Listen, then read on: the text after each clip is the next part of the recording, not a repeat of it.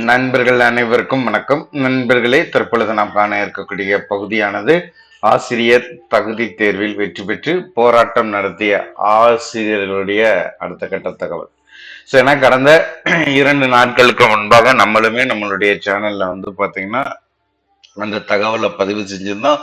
அதுக்கு பிறகு அரசின் சார்பாக கொடுக்கப்பட்டுள்ள வாக்குறுதி, அந்த போராட்டத்தினுடைய இறுதி கட்டம் என்ன, அதனை தான் அடுத்து பாத்தீங்கன்னா ஆசிரியர்கள் தொடர்ச்சியாக கேட்கக்கூடிய கேள்வி. ஸோ அதற்காக இந்த வீடியோவானது பதிவேற்றம் செய்யப்படுகிறது. தற்பொழுது ஆசிரியர்கள் இந்த வாய்ப்பை பயன்படுத்திக்கலாம். ஸோ ஆசிரியர் தகுதி தேர்வில் வெற்றி பெற்ற ஆசிரியர்கள் ஏற்கனவே பாத்தீங்கன்னா அரசு கொடுத்திருக்கப்பட்டுள்ள வாக்குறுதியை நிறைவேற்றணும். ஏற்கனவே கொடுத்திருக்கக்கூடிய தேர்தல் வாக்குறுதியை நிறைவேற்றாமல் அடுத்து ஒரு தேர்தல் வந்துருச்சு.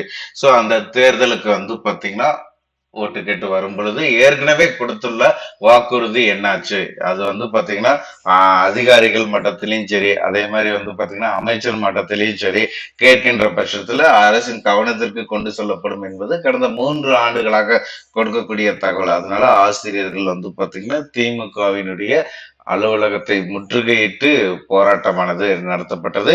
சோ அதன் பிறகு பாத்தீங்கன்னா போராட்டத்தின் போது பாத்தீங்கன்னா இப்ப தேர்தல் சமயங்கிறதுனால தேர்தல் பொறுப்பாளர், மாவட்ட ஆட்சியர், அது மாதிரி வட்டாட்சியர், எல்லாரும் வருவாய் ஆய்வாளர், அதே மாதிரி விஏஓ எல்லாருமே பாத்தீங்கன்னா போராட்டக்காரர்கள் சார்பாக போராட்டக்காரர்களிடம் பேச்சுவார்த்தை நடத்தியும் அதுல எந்த ஒரு முன்னேற்றமும் ஏற்படவில்லை என்பதனால பள்ளி கல்வித்துறை அமைச்சர் அவர்களுடைய அறிவுறுத்தலின்படி மறுபடியும் என்ன செஞ்சிருக்காங்க, பேச்சுவார்த்தை நடத்தி அவர்களுடைய கோரிக்கை பாத்தீங்கன்னா என்ன செஞ்சிருக்காங்க, ஒரு கடிதமாக எழுதி அரசுக்கும் சரி, அதே மாதிரி பள்ளி கல்வித்துறைக்கும் சரி ஒரு கடிதமாக பெற்று தற்காலிகமாக அந்த போராட்டமானது நிறுத்தப்பட்டுள்ளது.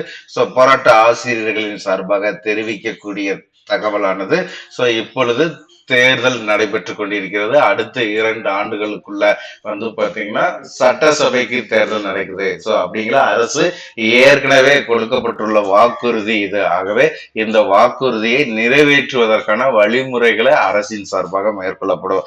அதுல எந்த மாற்றமும் இல்லை. ஏன்னா அடுத்த 2 ஆண்டுகள்ல உங்களுக்கு சட்டசபை தேர்தல் நடைபெறுவதனால அரசு கொடுத்த வாக்குறுதியை நிறைவேற்றணுங்கிறதுல முனைப்பாக இருக்கிறது. தற்பொழுது பாத்தீங்கன்னா இந்த போராட்டத்தை வாபஸ் பெற்றுட்டு அடுத்த ஆசிரியர்கள் பாத்தீங்கன்னா அவர்களுடைய பணியை மேற்கொள்ளுங்க.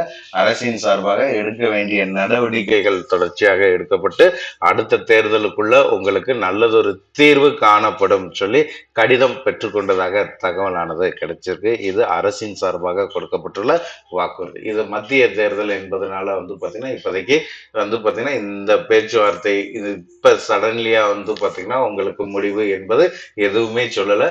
அடுத்து பாத்தீங்கன்னா சட்டசபை தேர்தலுக்குள்ள உங்களுடைய பிரச்சனை தீர்வு செய்யப்படும். அதற்கான வழிமுறைகள் எல்லாமே நம்ம மேற்கொண்டுட்டு இருக்கோம். உங்களுடைய கோரிக்கைகள் எல்லாத்தையுமே எழுதி வாங்கியிருக்கிறாங்க. முதலமைச்சருக்கு ஒரு காப்பியும் பள்ளி கல்வித்துறைக்கு ஒரு காப்பியும் சொல்லி 2 கோரிக்கை மனுக்கள் பெறப்பட்டுள்ளதாக தற்பொழுது கிடைத்துள்ள தகவல். ஆகவே இந்த போராட்டமானது வாபஸ் பெற்றிருக்காங்க.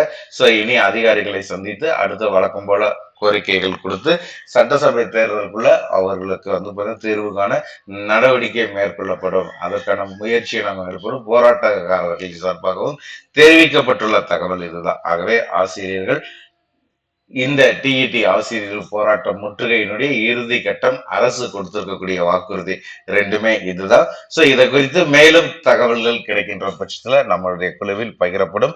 இது போன்ற பயனுள்ள கல்வி தகவல்களை பற்றிட சுபி குழுவோடு இணைந்திருங்கள். நன்றி நண்பர்களே.